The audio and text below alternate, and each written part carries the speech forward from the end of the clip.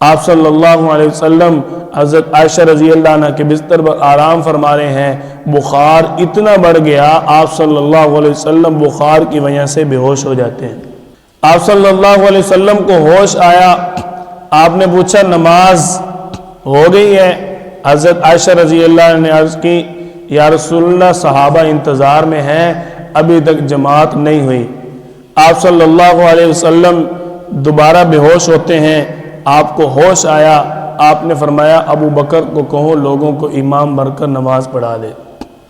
آپ صلی اللہ علیہ وسلم کا یہ حکم سیدنا صدیق اکبر رضی اللہ عنہ کو ملا، آپ پہلے سے بھی زیادہ غمگین اور پریشان ہو گئے۔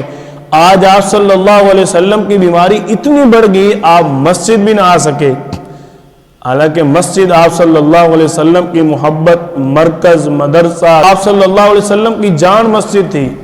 آج آپ صلی اللہ علیہ وسلم مسجد بھی نہ آ سکے۔ اب سیدنا صدیق اکبر رضی اللہ عنہ آنسوؤں کے ساتھ مصلی پر کھڑے ہوتے ہیں۔ آپ صلی اللہ علیہ وسلم کو جنہوں نے پوری زندگی مصلی پر دیکھا، آج وہ مصلی میں آپ صلی اللہ علیہ وسلم کی جگہ کسی اور کو دیکھا برداشت کر سکتے تھے؟ صحابہ کرام کے دل غمگین ہیں، پریشان ہیں، اور سیدنا صدیق اکبر رضی اللہ عنہ نماز پڑھا رہے ہیں۔ ادھر آپ صلی اللہ علیہ وسلم کو کچھ تھوڑا سا افاقہ ہوا، ہوش آیا، آپ نے فرمایا میرے اوپر پانی ڈالو، پانی ڈالا گیا۔ آپ صلی اللہ علیہ وسلم کو کچھ تھوڑا سا طبیعت میں افاقہ ہوا، آپ صلی اللہ علیہ وسلم حضرت علی اور حضرت فضل بن عباس رضی اللہ عنہما ان دونوں کے سہارے سے مسجد کی طرف چلتے ہیں۔ آپ صلی اللہ علیہ وسلم مسجد میں داخل ہوئے، اب آپ کی ذات اقدس مسجد میں آئے اور صحابہ کو پتہ نہ چلے یہ کیسے ہو سکتا ہے۔ صحابہ کرام آپ کی خوشبو سے سمجھ گئے، آپ کی آمد کا صحابہ کو نماز میں احساس ہو گیا۔ اب نماز کے اندر ہی صحابہ کرام کہنے لگے سبحان اللہ، الحمدللہ، اللہ اکبر، صدائے دینے لگے۔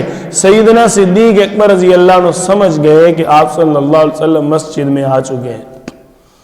سیدنا صدیق اکبر رضی اللہ عنہ مصلی رسول سے پیچھے ہٹے، آپ صلی اللہ علیہ وسلم نے صدا دی الا رسلک یا ابا بکر، ابو بکر مصلی پر کھڑے رہو، مصلی سے پیچھے نہ ہٹو۔ لیکن سیدنا صدیق اکبر رضی اللہ عنہ پیچھے ہو جاتے ہیں، آپ صلی اللہ علیہ وسلم کو مصلی کے ساتھ بٹھا دیا جاتا ہے۔ اب آپ صلی اللہ علیہ وسلم امام بنے ابو بکر رضی اللہ عنہ کے، اور ابو بکر امام بنے امت کے۔ آپ صلی اللہ علیہ وسلم تکبیر کہتے، آگے سیدنا صدیق اکبر تکبیر کہتے، اس کے پیچھے ساری نماز۔ آپ صلی اللہ علیہ وسلم نے نماز کے بعد فرمایا ابو بکر میں نے کہا تھا مصلی پر کھڑے رہو، قربان جاؤں ابو بکر کی محبت پر۔ عرض کرتے ہیں مال ابن ابی قحافہ یا رسول اللہ، ابو قحافہ کے بیٹے کی کیا جرت ہے، آپ کے ہوتے ہوئے مصلی پر کھڑا رہے۔